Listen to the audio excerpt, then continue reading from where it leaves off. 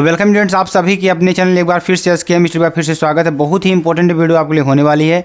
Important क्यों है अभी मेरे प्यारे बच्चों आपको पता चल जाएगा। सारी चीज़ों को डिस्कस करेंगे, बस आप हमारे साथ बने रहेंगे। तो देखिए इस वीडियो में हम बात क्या करेंगे, जो आपका चैप्टर फर्स्ट है केमिस्ट्री रसायन विज्ञान का, कक्षा 12 रसायन विज्ञान चैप्टर फर्स्ट का जो मोस्ट इंपॉर्टेंट जो आपके बहुविकल्पी प्रश्न हैं उन प्रश्नों के ऊपर चर्चा करेंगे और आपको एक अच्छी तरीके से हम समझाने का भी प्रयास करेंगे ताकि आपको सारी चीज़ें क्लियर रहें। ठीक है स्टूडेंट्स, तो यहाँ पर देखेंगे और जो भी स्टूडेंट्स हमारे साथ नए जुड़ेंगे तुरंत चैनल को सब्सक्राइब कर देंगे, लाइक कर देंगे, कमेंट और शेयर कर देंगे और साथ ही साथ बेल आइकन को भी दबा लेंगे ताकि जो भी वीडियो की नोटिफिकेशन हो आपकी स्क्रीन पर तुरंत ही पहुँच जाए।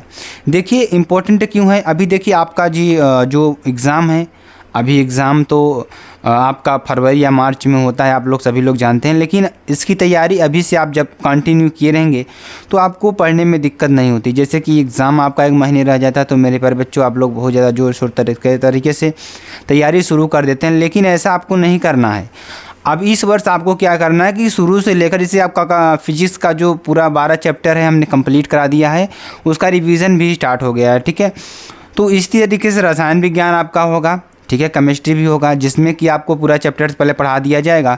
देखिए डिमांड थी मेरे प्यारे बच्चों कि आप सर केमिस्ट्री का जो फर्स्ट चैप्टर है उसके जो बहुविकल्पी इंपॉर्टेंट प्रश्न हैं उन प्रश्नों को भी करा दीजिए। तो हमने देखिए आपके मांग के आधार पर जो चैप्टर फर्स्ट का जो आपके बहुविकल्पी प्रश्न है उन प्रश्नों को लिया गया है और बहुत ही इंपॉर्टेंट है। आप इस वीडियो पर प्यार दीजिएगा, सम्मान करिएगा इस वीडियो का, क्योंकि इस वीडियो से आपके कुछ प्रश्न ऐसे होंगे जो आप मिलेंगे एग्ज़ाम में मिलेंगे और आपको बहुत ही इम्पोर्टेंट तरीके से और इम्पोर्टेंट जो क्वेश्चन हैं उनको हम पढ़ाने का प्रयास कर रहे हैं। ठीक है, और मेरे प्यारे बच्चों आपको सिर्फ लगातार पढ़ाई करनी है और ज़्यादा बर्डन नहीं लेना है। थोड़ा थोड़ा करके हम पढ़ा करके आप पूरा सिलेबस क्या करते हैं कंप्लीट कर देंगे।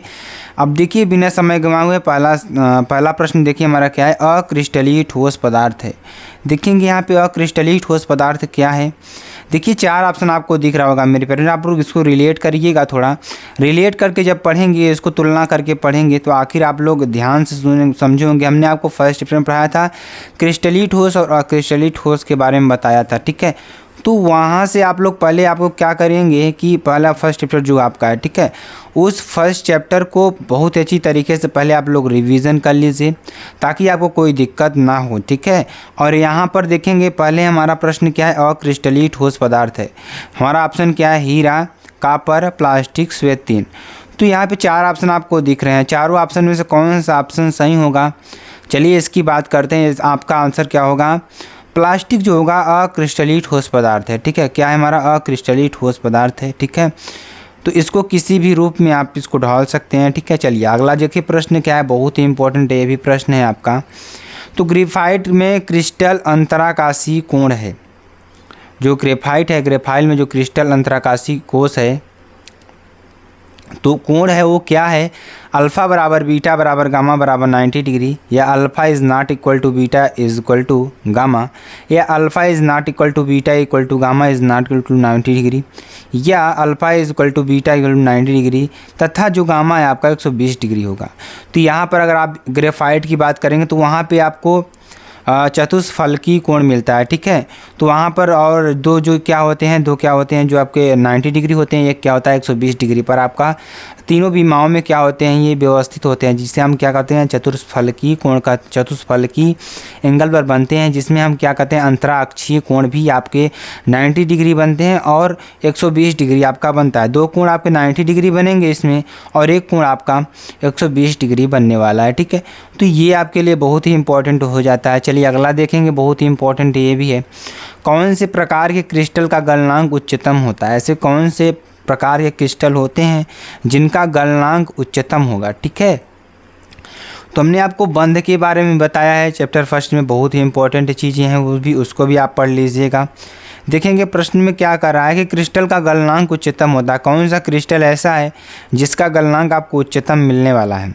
यहाँ पे 4 ऑप्शन आपको देखने को मिल रहे होंगे, आयनिक क्रिस्टल, आणविक क्रिस्टल, सहसंयोजक क्रिस्टल और धात्विक क्रिस्टल। तो अगर इसके आंसर की बात करते हैं मेरे प्यारे स्टूडेंट, मेरे प्यारे बच्चों, तो इसका आंसर क्या हो जाता है, सहसंयोजक क्रिस्टल। जो सहसंयोजक क्रिस्टल है इसको थोड़ा तोड़ना मुश्किल होता है, ठीक है, और इसका गलनांक जो होता है उच्चतम होता है, ठीक है। तो ये आपके लिए बहुत ही इंपॉर्टेंट हो जाता है आपके एग्जाम के दृष्टिकोण से। चलिए अगले क्वेश्चन की ओर बढ़ते हैं। अगला क्वेश्चन देखिए क्या है, बहुत ही इंपॉर्टेंट।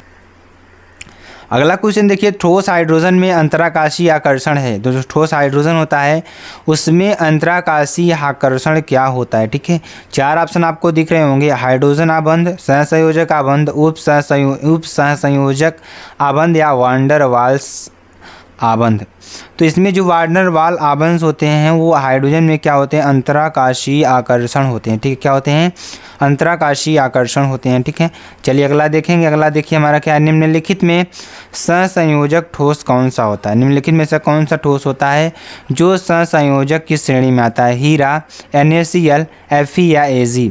तो यहाँ पर अगर आंसर की बात करते हैं, आंसर क्या हो जाएगा मेरे प्यारे स्टूडेंट, आंसर इसका हो जाएगा हीरा। क्या हो जाएगा, हीरा हो जाएगा, ठीक है। चलिए आगे देखेंगे। अगला क्या है हमारा, घनीय क्रिस्टल में कितने किनारे एवं फलक होते हैं। किनारे मतलब क्या होता है, कोर होता है, और फलक का मतलब क्या होता है, उस पर जो फलक होती हैं ऊपरी वाली परत एक तरीके से होता है, ठीक है। तो घनीय जो क्रिस्टल होता है उसमें कितने कोर होते हैं और कितने फलक होते हैं। अगर हम घनीय क्रिस्टल की बात करते हैं मेरे प्यारे स्टूडेंट्स, तो आपको देखेंगे यहाँ पे टोटल देखेंगे 4 साइड आपकी होती है, चारों साइड में आपको देखिए 12 कोण मिलेंगे, ठीक है। अब 12 कोनों में कितने फलक आपको मिलेंगे, 6 फलक आपको मिलने वाले हैं। तो ये आपके लिए बहुत ही इंपॉर्टेंट प्रश्न हो जाता है, इसको भी अच्छी तरीके से आप पढ़िएगा। और सारी चीज़ों को हम डिस्कस कर रहे हैं। आप से रिक्वेस्ट है कि आप पहले चैप्टर फर्स्ट का जो आपकी वीडियो होगी, जो यहाँ पर प्लेलिस्ट में बना दिया गया है, प्लेलिस्ट में आप जाएंगे देखेंगे तो केमिस्ट्री यानी रसायन विज्ञान की एक प्लेलिस्ट बनी होगी। उस प्लेलिस्ट में आपका कक्षा 12 चैप्टर फर्स्ट का जो चैप्टर है पूरा अच्छी तरीके से उसमें बताया गया है, पढ़ाया गया है, ठीक है।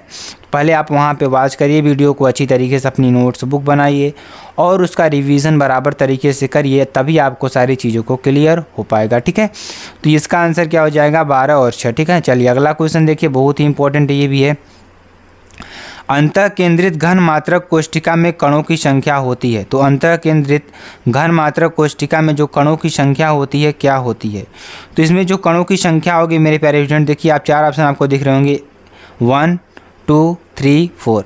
तो यहाँ पर देखेंगे अगर इसका आंसर क्या आएगा, आंसर इसका निकल कर आएगा 2 होती है, ठीक है, 2 होती है। अंतः केंद्रित जो घनी मात्रक कोष्ठिका में जो कणों की संख्या निकल कर आती है कितना आती है, 2 आती है, ठीक है। बहुत ही इंपॉर्टेंट ये भी है। चलिए आगे आपको बताते हैं। चलिए अब देखेंगे अगला क्वेश्चन, देखिए BCC में संकुलन प्रभास क्या होता है। जो BCC होता है, ठीक है, BCC में यानी कि बेसिक क्यूबिक सेल जो आपकी एक तरीके से आप समझ सकते हैं इसको। तो इसमें जो संकुलन प्रभास होता है, आखिरकार संकुलन प्रभास होता क्या है, इसके बारे में चर्चा करेंगे और आपको अच्छी तरीके से बताने का प्रयास करेंगे। 0.42, 0.53 या 0.68 या 0.82। तो यहाँ पर अगर आंसर की बात करते हैं मेरे प्यारे स्टूडेंट्स, का आंसर क्या हो जाएगा, 0.68 आपका यहाँ पे संकुलन प्रभास निकल कर आएगा, ठीक है। क्या निकल कर आएगा, 0.68 इसका संकुलन प्रभास निकल कर आएगा, जो कि बहुत ही इंपॉर्टेंट है, ठीक है। सोडियम क्लोराइड के 936 U में कितनी मात्रक कोष्ठिकाएँ होती हैं। तो कितनी मात्रक कोष्ठिकाएँ होंगी, अगर इसकी हम चर्चा करें तो यहाँ आप देखिए 4 ऑप्शन आपको दिख रहा होगा, 2 4 8 4 Na।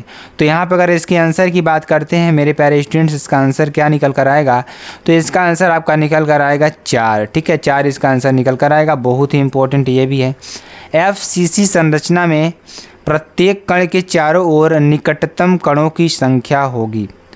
तो जो FCC आपकी संरचना होती है, इसमें जो आपका यानी कि देखने वाली बात क्या है, इसमें कण के चारों ओर जो निकटतम कणों की संख्या आएगी आपकी, तो इसमें अगर आंसर की बात करते हैं, आंसर कितना आएगा, 12। कितना आएगा, 12। जहाँ पे आपको ऐसी संरचना दिख जाए उससे कण के चारों ओर निकटतम कणों की संख्या अगर निकालनी हो तो वहाँ पर 12 आपका आंसर आ जाएगा, ठीक है। चलिए अगला क्वेश्चन देखिए, सोडियम क्लोराइड क्रिस्टल में Na+ आयन की समन्वय संख्या कितनी होगी।